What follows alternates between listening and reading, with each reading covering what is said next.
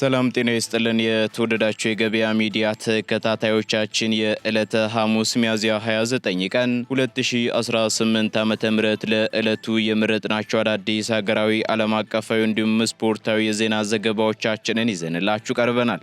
የዜና ዘገባዎቻችንን ስፖንሰር ያደረገልን አጋራችን ደግሞ የሮሃ ፎሬክስ ቢሮ ነው። በዜና ዘገባዎቻችን ላይ የሮሃ ፎሬክስ ቢሮን የዕለቱን የውጭ ምንዛሬ ተመን መረጃ እናጋራችኋለን። በቅድሚያም አርዕስቶች ያለ ፈቃድ የሚሰጡ የአርቲፊሻል ኢንተለጀንስ ወይንም ሰው ሰራሽ አስተውሎት ስልጠናዎችን በግልም ሆነ በተቋም ደረጃ መስጠት በሕግ እንደሚያስጠይቅ ተገለጸ።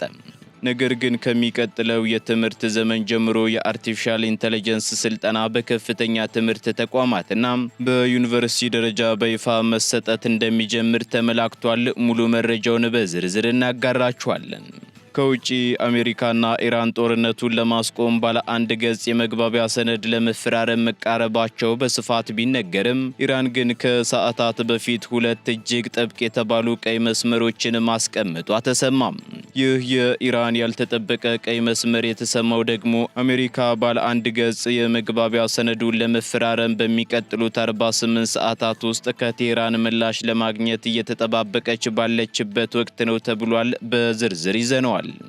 የአሜሪካው ፕሬዝዳንት ዶናልድ ትራምፕ የአሜሪካን ብሔራዊ ደህንነት ቅድሚያ የሚሰጣቸውን ጉዳዮች በከፍተኛ ሁኔታ የሚቀይር ነው የተባለውን አዲስ የጸረ ሽብር ስትራቴጂ መፈረማቸው ተሰምቷል።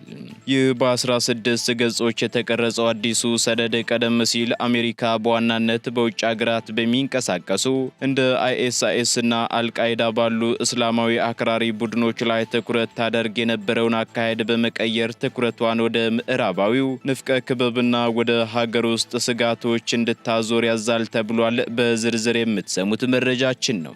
በዓለም አቀፍ የንግድ መስመር ላይ ወሳኝ ስፍራ በሚይዘው የሆርሙዝ ባህር ወሽመጥ በፈረንሳይ የጭነት መርከብ ላይ የተሰነዘረው ጥቃት የባህር ላይ ደህንነት ስጋትን ዳግም ማቀጣጠሉ ተገለጸ። በሌላ በኩል በመካከለኛው ምስራቅ በተለያዩ ወታደራዊ ካምፖችና በመርከቦች ላይ የተሰማሩ የአሜሪካ ጦር አባላት በቀጠናው እየተባባሰ የመጣውን ውጥረት ተከትሎ ሊወሰድ የሚችለውን ቀጣይ ትልቅ ወታደራዊ እርምጃ በተጠንቀቅ በመጠባበቅ ላይ ናቸው ተብሏል። በዝርዝር ይዘነዋል። የተወደዳችሁ የገበያ ሚዲያ ተከታታዮቻችን እነዚህንና ሌሎች ስፖርታዊ መረጃዎችን ጨምሮ ለዕለቱ የተመረጡ ዜናዎችን ይዘንላችኋል። አሁን ደግሞ በዝርዝር ወደምንመለከታቸው መረጃዎቻችን እናልፋለን።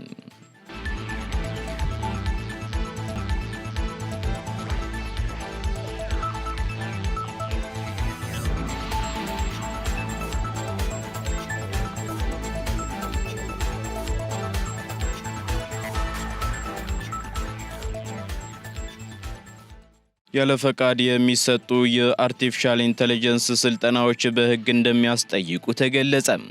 የኢትዮጵያ አርቲፊሻል ኢንተለጀንስ ኢንስቲትዩት በሀገሪቱ ውስጥ በሰው ሰራሽ አስተውሎት ዘርፍ ስልጠና መስጠት የሚችሉት ራሱ ኢንስቲትዩቱና ሕጋዊ ፈቃድ ያላቸው ተቋማት ብቻ መሆናቸውን አረጋግጧል። በዚህም ማንኛውም ግለሰብም ሆነ ተቋም በዚህ የቴክኖሎጂ ዘርፍ ትምህርት ለመስጠት አስቀድሞ የብቃት ማረጋገጫ ሊኖረው እንደሚገባም የኢንስቲትዩቱ የኮሚኒኬሽን ጉዳዮች ዳይሬክተር አቶ ተስፋዬ ዘውዴ አሳስበዋል።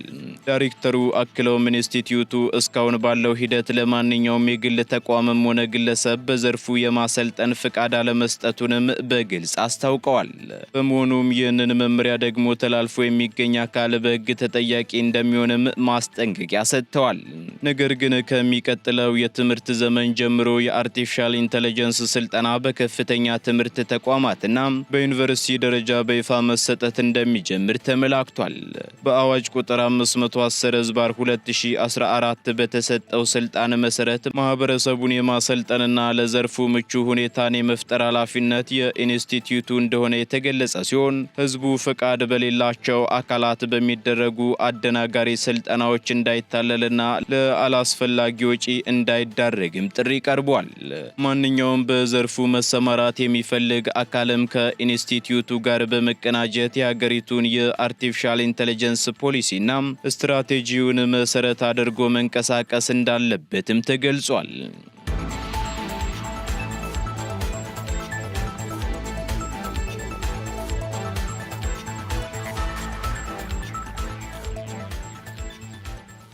ወደ ባህር ማዶ መረጃዎቻችን ስንሸጋገር ደግሞ አሜሪካና ኢራን ጦርነቱን ለማስቆም ባለ አንድ ገጽ የመግባቢያ ሰነድ ለመፈራረም መቃረባቸው ቢነገርም ኢራን ግን ከሰዓታት በፊት ሁለት እጅግ ጥብቅ የተባሉ ቀይ መስመሮችን ማስቀመጧ ተሰማም።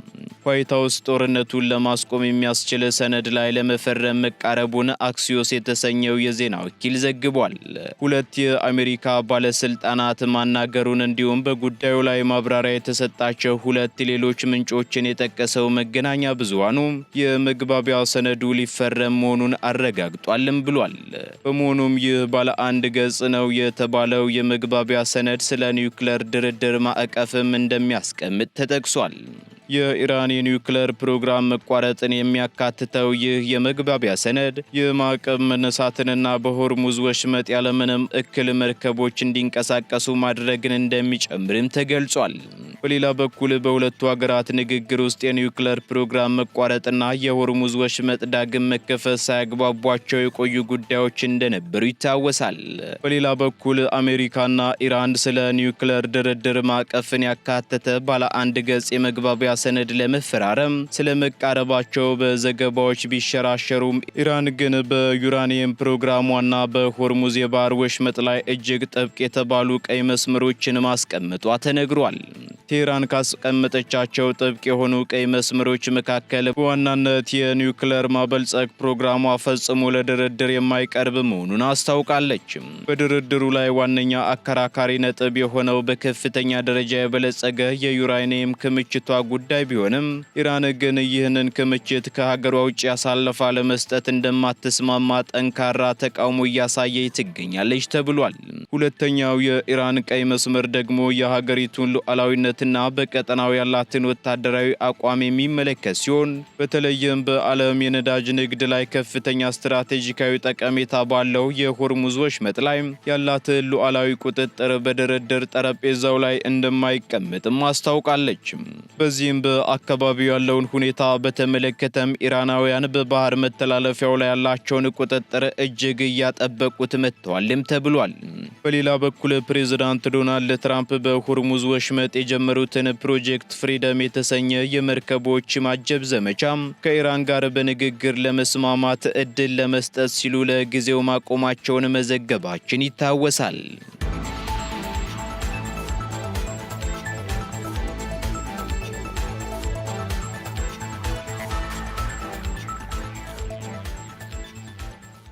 እስራኤል የተኩስ አቁም ስምምነቱ ከተፈረመ ወዲህ ለመጀመሪያ ጊዜ ቤሩትን ደበደበች። የአሜሪካ መከላከያ ሰራዊት አይዲኤፍ ከሂዝቦላ ጋር የተደረሰውን የተኩስ አቁም ስምምነት በመጣስ ለመጀመሪያ ጊዜ በሊባኖስ ዋና ከተማ ቤሩት ላይ ድንገተኛ የአየር ጥቃት መፈጸሙ ተሰምቷል። በቤሩት ደቡባዊ ዳርቻ ዳህዬህ በተባለው አካባቢ በተሰነዘረው በዚህ አስደንጋጭ ጥቃት የሂዝቦላ ልዩ ኃይል አዛዥ መገደሉንም የእስራኤል የጦር ምንጮች አረጋግጠዋል። ጥቃቱ የተፈጸመው ደግሞ ባለፈው ሚያዝያ ወር አጋማሽ ላይ የተደረሰውንና ለሳምንታት ጸንቶ የቆየው የተኩስ አቁም ስምምነት በተደጋጋሚ መጣሱን ተከትሎ ነው ተብሏል።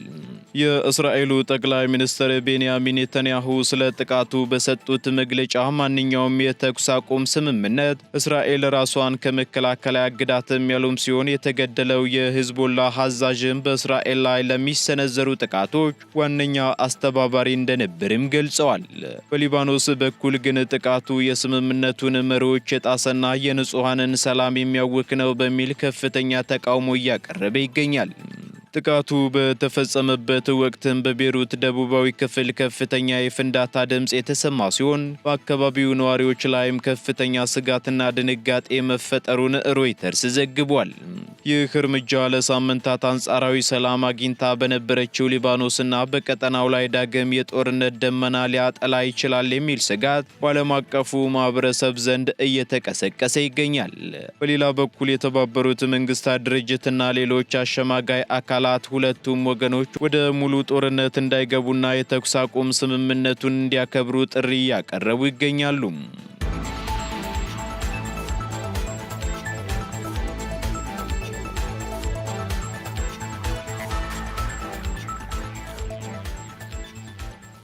የትራምፕ አስተዳደር አዲስ የጸረ ሽብር ስትራቴጂ ይፋ ማድረጉ ተገለጸ።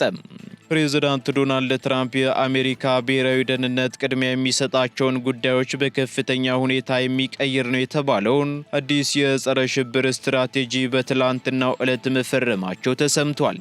ይህ በ16 ገጾች የተቀረጸው አዲሱ ሰነድ ቀደም ሲል አሜሪካ በዋናነት በውጭ ሀገራት በሚንቀሳቀሱ እንደ ISIS እና አልቃይዳ ባሉ እስላማዊ አክራሪ ቡድኖች ላይ ትኩረት ታደርግ የነበረውን በመቀየር አሁን ትኩረቷን ወደ ምዕራባዊ ንፍቀ ክበብና ወደ ሀገር ውስጥ ስጋቶች እንድታዞር ያዛል ተብሏል።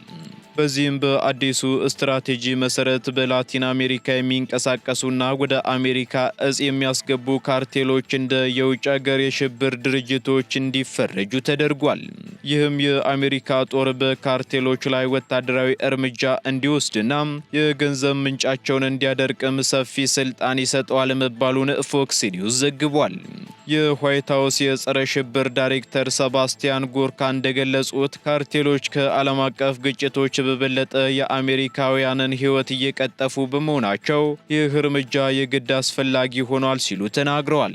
ሌላው የስትራቴጂው ዋና አካል ደግሞ የግራ ዘመም ጽንፈኞች ላይ ያነጣጠረ ነው የተባለ ሲሆን አስተዳደሩ በተለይም እንደ አንቲፋ ያሉ ቡድኖችንና አክራሪ የትራንስጀንደር አይዲዮሎጂ አራማጆችን ለሀገር ውስጥ ደህንነት ስጋት እንደሆኑም ገልጿል። በዚህም እንደ ማሳያ ደግሞ ባለፈው ዓመት የተገደለውን ወግ አጥባቂ አክቲቪስት ቻርሊ ኪርክን ሞት ጠቅሷል። በተለይም አውሮፓ የሽብር መፈልፊያ እየሆነች ነው በማለት የከረረ ትችት የሰነዘረ ሲሆን የአሜሪካ አጋሮች የሆኑ ሀገራት እነዚህ ካርቴሎችና የግራ ዘመም ቡድኖች በሽብርተኝነት እንዲፈረጁ ግፊት እንደሚደረግባቸውም ተገልጿል። ይህ ስትራቴጂ በሀገር ውስጥ የሲቪል መብቶች ተሟጋቾች ዘንድ ፖለቲካዊ ልዩነትን ለማስፈን ሊያገለግል ይችላል በሚል ትችት እየቀረበበት ቢሆንም የትራምፕ አስተዳደር ግን ይህ እርምጃ አሜሪካን ከመውረርና ከውስጥ ሁከት ለመታደግ የተወሰነ የጋራ አስተሳሰብ ውጤት ነው ሲልም ተከላክሏል።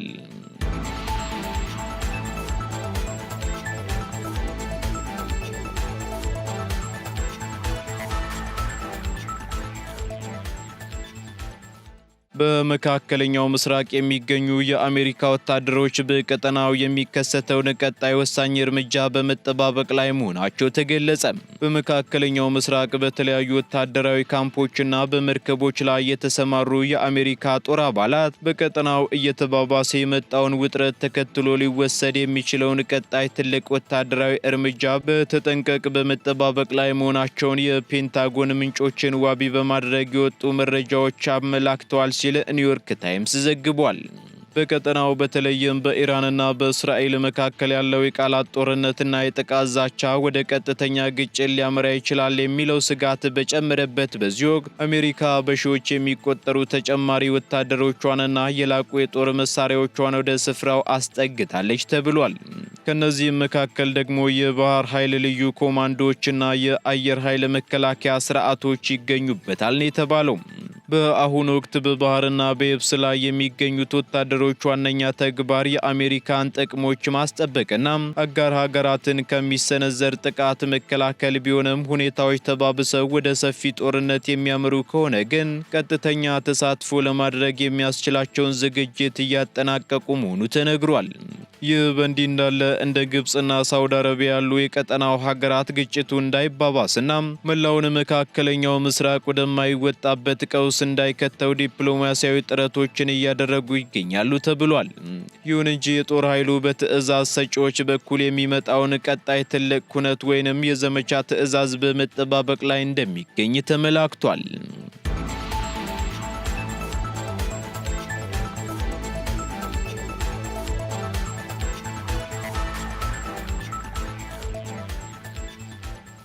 ወደ መጨረሻው ዝርዝር መረጃችን ስንሸጋገር በሆርሙዝ የባህር ወሽመጥ በፈረንሳይ የጭነት መርከብ ላይ ጥቃት ተሰነዘረ። በዓለም አቀፍ የንግድ መስመር ላይ ወሳኝ ስፍራ በሚይዘው የሆርሙዝ የባህር ወሽመጥ በፈረንሳይ የጭነት መርከብ ላይ የተሰነዘረ ጥቃት የባህር ላይ ደህንነት ስጋትን ዳግም ማቀጣጠሉ ተገልጿል።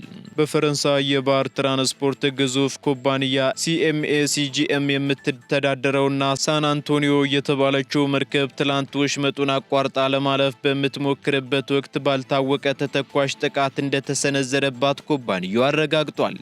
በደረሰው ጥቃትም በመርከቧ ላይ ከፍተኛ የእሳት አደጋና አካላዊ ጉዳት የደረሰ ሲሆን በመርከቧ ላይ ከነበሩት የፊሊፒንስ ዜግነት ያላቸው ሰራተኞች መካከል የተወሰኑት ላይ የመቁሰል አደጋ ደርሷል ተብሏል።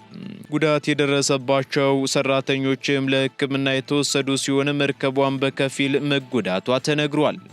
ይህ ጥቃት የተፈጸመው ደግሞ በአካባቢው በአሜሪካና በኢራን መካከል ያለው ወታደራዊ ውጥረት ባለበት እንዲሁም የአሜሪካው ፕሬዝዳንት ዶናልድ ትራምፕ ፕሮጀክት ፍሪደም የተባለውን የመርከቦች ጥበቃ ተልዕኮ ለጊዜው ማገዳቸውን በገለጹ ጥቂት ሰዓታት ልዩነት ውስጥ መሆኑ ደግሞ ሁኔታውን አሳሳቢ አድርጎታል። የፈረንሳይ መንግስት በጉዳዩ ላይ በሰጠው መግለጫ መርከቧ ምንም እንኳን በፈረንሳይ ኩባንያ የምትመራ ብትሆንም የፈረንሳይ ባንዲራን አለመያዟን ጠቅሶ ጥቃቱ በቀጥታ ፈረንሳይን ኢላማ ያደረገ ላለመሆኑ ፍንጭ ሰጥቷል። ይሁን እንጂ ድርጊቱ በዓለም አቀፍ የንግድ መርከቦች እንቅስቃሴ ላይ ያለውን ከፍተኛ ስጋት የሚያሳይ መሆኑን ባለሙያዎች እየገለጹ ይገኛሉ። የሆርሙዝ የባህር ወሽመጥ ለዓለም የነዳጅና የሸቀጥ ልውውጥ ቁልፍ መተላለፊያ እንደመሆኑ መጠን መሰል ድርጊቶች በኢንሹራንስ ዋጋና በዓለም አቀፍ የሸቀጦች ገበያ ላይ ተጽዕኖ ሊያሳድሩ እንደሚችሉም ተሰግቷል።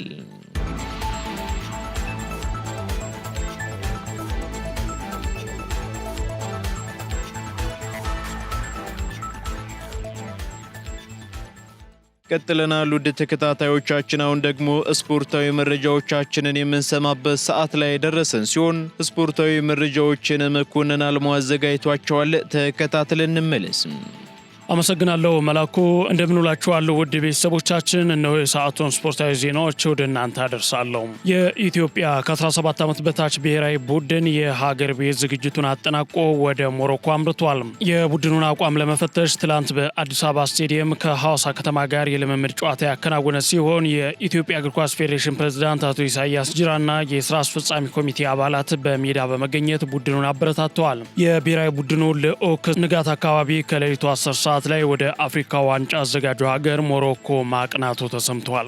በባህር ዳር ሊካሄድ የነበረው የጎዳና ላይ ሩጫ መራዘሙ ተሰምቷል። የኢትዮጵያ አትሌቲክስ ፌዴሬሽን የፊታችን እሁድ ግንቦት 2 2018 ዓ.ም በባህር ዳር ሊያካሄድ የነበረው አንደኛው የኢትዮጵያ 10 ኪሎ ሜትር የጎዳና ውድድር ወደ ሰኔ 7 2018 ዓ.ም መዘዋወሩን ፌዴሬሽኑ በድረ ገጹ አሳውቋል። በውድድር መድረኩ ክልሎች፣ ከተማ አስተዳደሮች፣ ክለቦች፣ ተቋማትና የግል ተወዳዳሪዎች እንደሚሳተፉም ታውቋል። የ30ኛ ሳምንት የሲቢኤ ኢትዮጵያ ፕሪሚየር ሊግ መርሃ ግብሮች ትላንት ተጠናቀዋል። በ14ኛው የፍቅር ደርቢ ጨዋታ ባህር ዳር ከተማዎች ፋሲል ከነማን 2-0 በመርታት ደረጃቸውን ሲያሻሽሉ ኢትዮጵያ መድኖች ሳሙኤል ሳሊሶ ባስቆጠረው ብቸኛ ግብ ከወራጅ ቀጠናው የራቁበትን ድል አስመዝግበዋል። ነገሌ አርሲዎች በበኩላቸው ከመምራት ተነስተው ወልዋሎ ዓዲግራት ዩኒቨርሲቲን 2-1 በማሸነፍ ከ4 ሳምንታት በኋላ ወደ ድል ተመልሰዋል። በሲቢኤ ኢትዮጵያ ፕሪሚየር ሊግ መርሃ ግብር ኢትዮጵያ መድን የሊጉን መሪ ሲዳማ ቡናን 1-0 ሲያሸንፍ የኢትዮጵያ መድንን የማሸነፊያ ግብ ሳሙኤል ሳሊሶ አስቆጥሯል። በሌላ ጨዋታ ባህር ዳር ከተማ ፋሲል ከነማን 2-0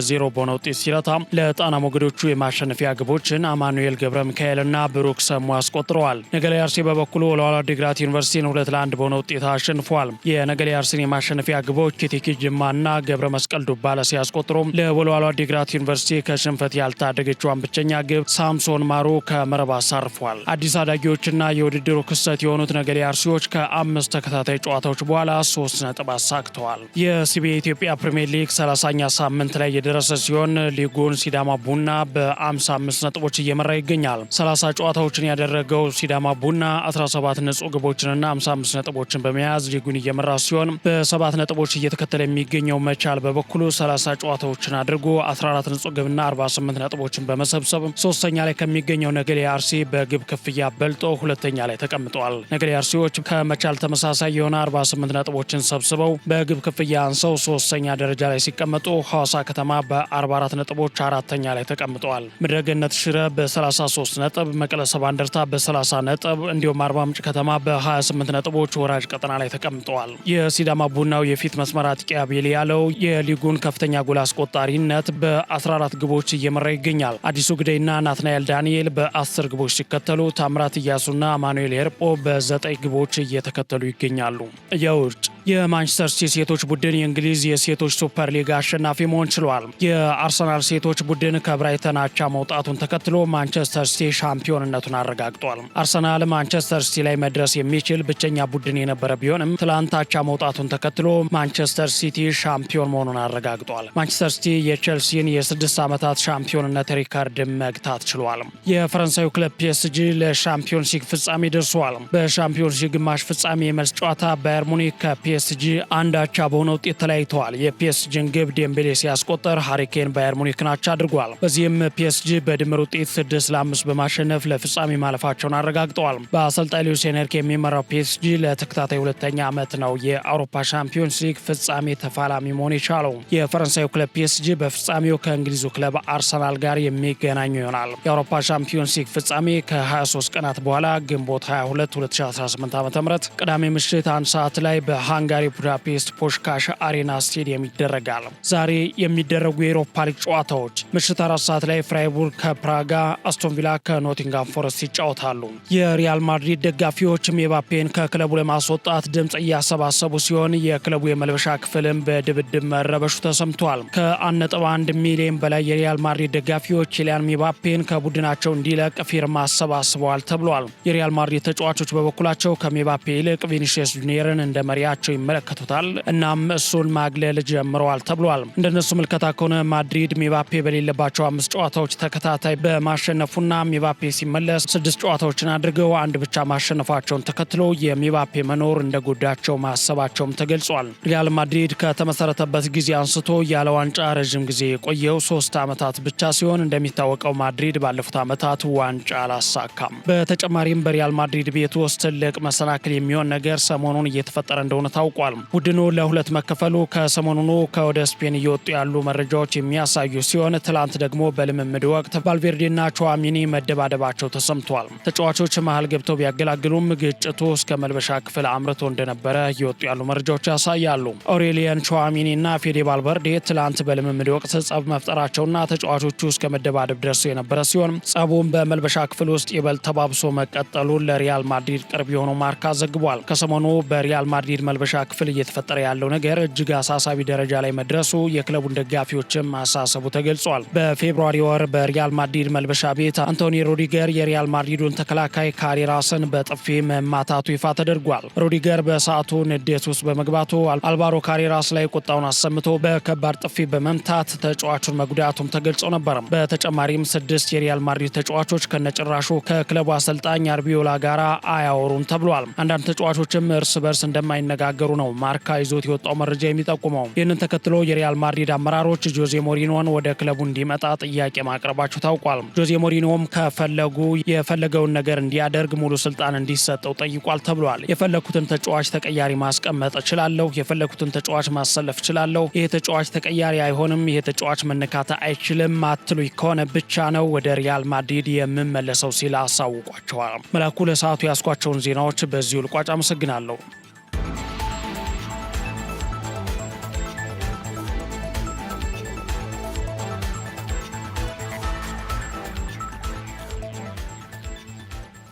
ከስፖርታዊ መረጃዎች ተመልሰናል። የተወደዳችሁ የገበያ ሚዲያ ተከታታዮቻችን፣ በመጨረሻም የሮሃ ፎሬክስ ቢሮን የዕለቱን የውጭ ምንዛሬ ተመን መረጃ እናጋራችኋለን። በዚህም አንድ የአሜሪካ ዶላር 175 ብር ከ60 ሳንቲም እየተገዛ 179 ብር ከ11 ሳንቲም እየተሸጠ ይገኛል። ፓውንድ ስተርሊንግ 231 ብር ከ18 ሳንቲም እየተገዛ 235 ብር ከ80 ሳንቲም እየተሸጠ ይገኛል። ዩሮ ደግሞ 201 ብር ከ90 ሳንቲም መግዣው ሲሆን መሸጫው ደግሞ 205 ብር ከ93 ሳንቲም ሆኗል። ስዊስ ፍራንክ እንዲሁ 218 ብር ከ72 ሳንቲም እየተገዛ 223 ብር ከ9 ሳንቲም እየተሸጠ ይገኛል። የተባበሩት አረብ ኤምሬት ድራም ደግሞ 47 ብር ከ45 ሳንቲም እየተገዛ 48 ብር ከ39 ሳንቲም እየተሸጠ ይገኛል። የሳውዲ ሪያል 46 ብር ከ37 ሳንቲም መግዣው ሲሆን መሸጫው ደግሞ 47 ብር ከ29 ሳንቲም ሆኗል። የቻይናው ዩዋን 24 ብር ከ66 ሳንቲም እየተገዛ 25 ብር ከ15 ሳንቲም የተሸጠ ይገኛል። የካናዳ ዶላር ደግሞ 122 ብር ከ16 ሳንቲም የተገዛ 124 ብር ከ60 ሳንቲም የተሸጠ መሆኑን የሮሃ ፎሬክስ ቢሮ የዕለቱ የውጭ ምንዛሬ ተመን መረጃ ያመላክታል።